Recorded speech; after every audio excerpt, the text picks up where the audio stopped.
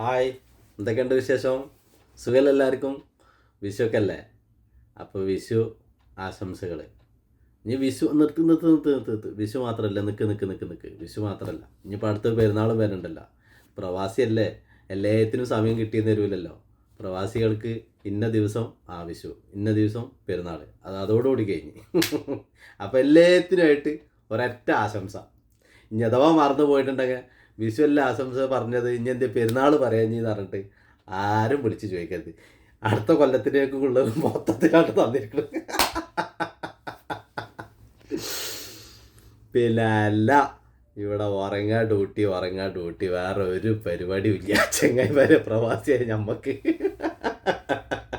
വിഷു എവിടെ, പെരുന്നാൾ എവിടെ, ഓണം എവിടെ, ക്രിസ്മസ് എവിടെ, മറ്റുള്ള ആഘോഷങ്ങൾ എവിടെ, കല്യാണം എവിടെ, ഇതൊന്നും ഇവിടെ ബാധകമല്ല.